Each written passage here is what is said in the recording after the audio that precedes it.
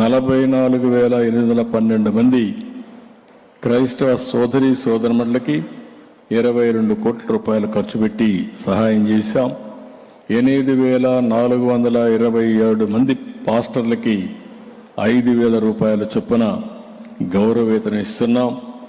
అదే సమయంలో మీరు ఒకసారి చూస్తే ఈ సంవత్సరం నవంబర్ వరకు మొన్నే ఇచ్చాం. నేను ముందే చెప్పాను ఆర్థిక ఇబ్బందులు ఉన్నాయని, లేకపోతే ఏ మాత్రం కూడా వెనకాడేవాడిని కాదు. ఇప్పుడు మళ్ళీ క్రిస్మస్ వచ్చింది, మీరందరూ కూడా పండగ చేసుకోవాలి.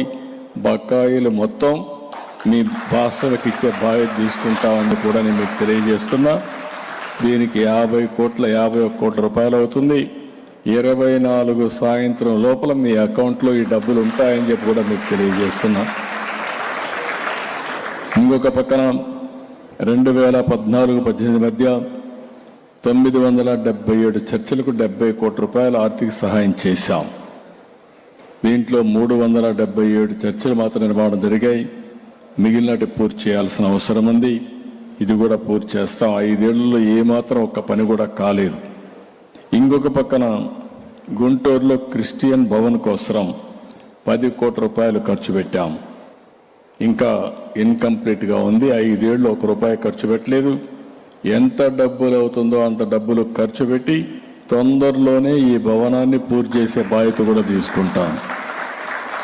ఇంకొక పక్కన జెరూసలం వెళ్ళే క్రైస్తవ సోదరులకి ఆర్థిక సహాయం చేస్తున్నాం.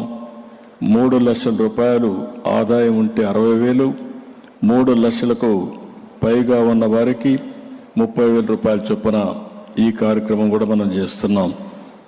ఇది కాకుండా ఇంకొక పక్కన మీరు చూస్తే చాలామంది ఉపాధి ఆర్థిక సాధికారత విషయంలో కూడా చాలా ముందుకెళ్తున్నాం. ఈరోజు క్రైస్తవుల కోసం ఉపాధి పథకాలు పునఃప్రారంభించాం. 25-26లో 20 కోట్ల రూపాయలు కేటాయించాం. 2,000 మందికి ఉపాధి అవకాశాలు కల్పించాం. Centre for education development of minorities కింద CEDM కింద ఆధునీకరణకు 5 కోట్లు కేటాయించాం. పెండింగ్ బిల్స్ 6 కోట్లు ఉంటాయి, అవి కూడా క్లియర్ చేశాం. Group 1, group 2, DSC, TET, neat,